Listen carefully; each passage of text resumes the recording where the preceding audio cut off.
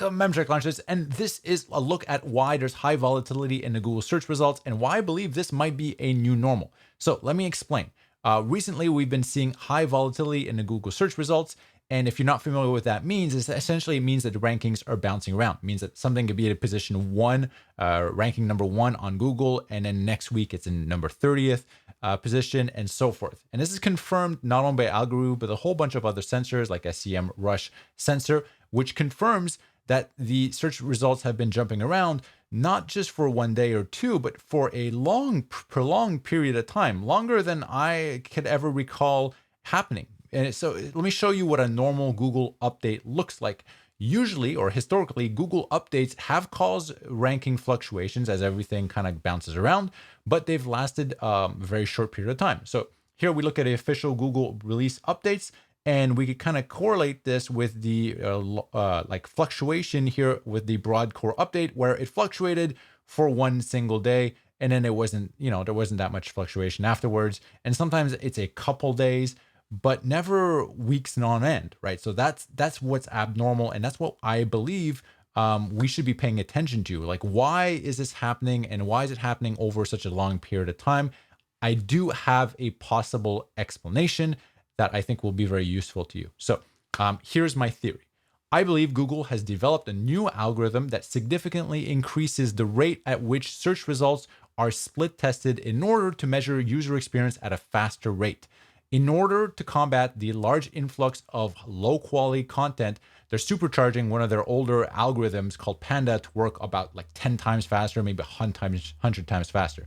So if this sounds rigorous, let me explain what this all means and how this could apply, and some proof to back it up, or some documents to back it up. So one of the crucial elements that Google uses to determine the quality of a web page is going to be the overall user experience. Now, we've known this for a very long time. Google has outright said it. They measure user experience, and good websites go up and bad websites go down. So specifically, how they measure user experience is not been disclosed outright by Google. It's kind of like their secret sauce. But we do know that how often users click on the search engine result listings, click-through rate is very important. It's a ranking signal, and that does impact, and I lump that into your overall user experience. User accomplishment. So this is going to be something that Google cares a lot about. They talk about this all the time. And one of the ways they can measure this is, do users return to Google to search again after they've gone to a web page? So for instance, they click on our search result, they go to a web page, they don't find the information they're looking for, so they go back to Google to search again. That's going to be the return to Google search. That's a negative signal. So if they see users going to a website frequently and then never finding what they're looking for, that's really bad. They could demote a website.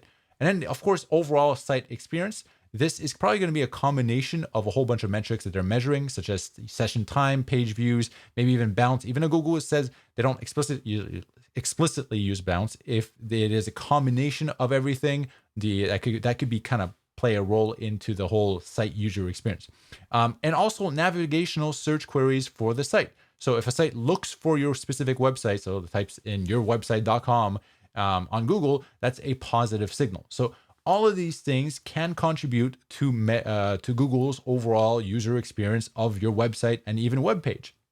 So in order to measure user experience, specifically click-through rate and return to Google, they must artificially vary the positioning of a search result to get users to interact with them. So the only way Google could really measure user experience is to have users go to a page, actually see the listings on Google, actually click on the listings. And therefore, in order to measure user experience faster, they would have to vary and fluctuate the search engine results much more frequently. So this is why they might be increasing the results of a website, getting a few clicks, and then dropping it back down.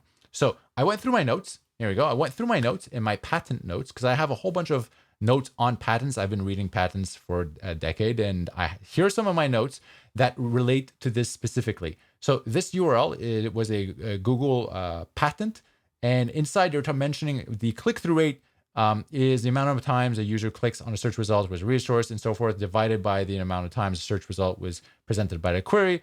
For the query, this is them talking about how they use click-through rate. They also talk about how they use navigational queries. So here, they're even describing what it might be. So where is ABC company located, or ABC company? Just typing that into Google.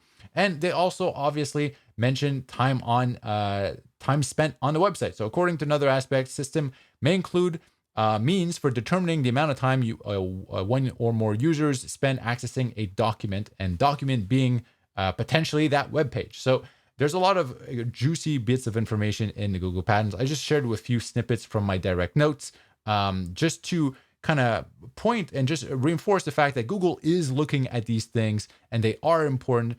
And with an influx of new content that's being put online, they might be paying attention to these things a bit more. So let's keep on going. One of the ways that Google collects data about you for user experience is with everything essentially. They developed Android. So Android on mobile phones by Google has a 71% market share. They have Chrome, which has a 63% market share. They have a free DNS that people use. They became their own registrar. I think they just sold it, but they became their own registrar. They became the world's biggest advertiser with tracking code all over the place.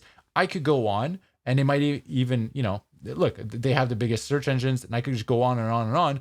But the point is, if someone is visiting a website, whether it is, in any way, shape, or form, they will get information on it. They get user data on that URL potentially and that website. So in order to accumulate or gather that data quicker, they need to show a whole bunch of content to users and then, kind of split test it. So that's why Google might be increasing the collection rate of their user experience data. And this is why these giant fluctuations might just be the new normal.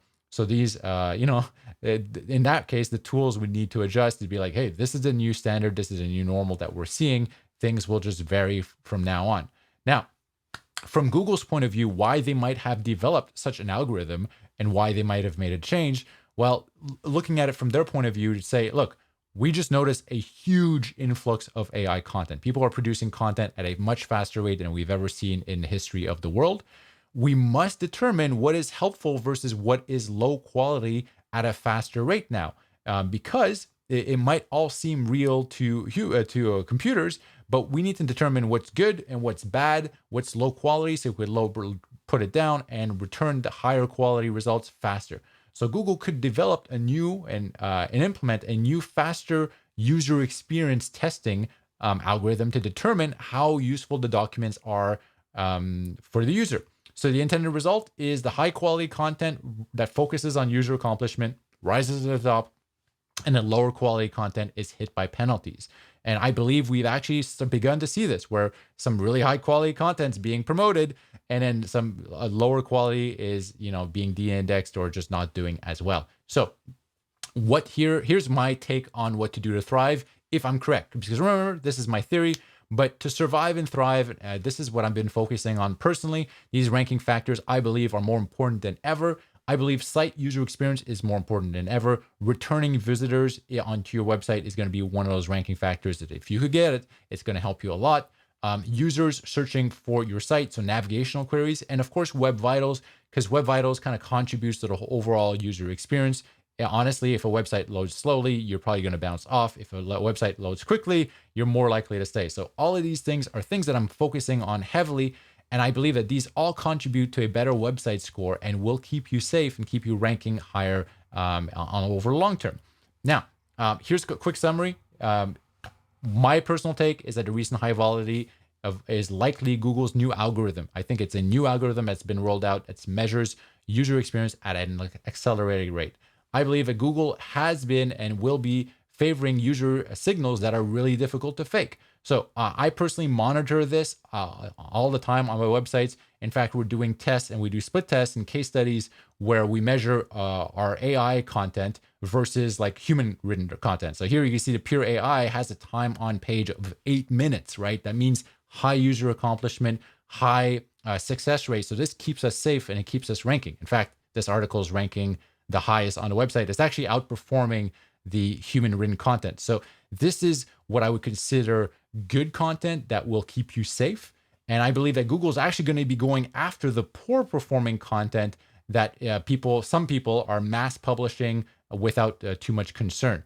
So I believe that specifically regarding with AI content, I believe it could be great. I believe it could actually outperform human written content like we see here. And I also believe it could just be the equivalent of spam. So there's a wide range on AI content where it could be really good or it could be really bad.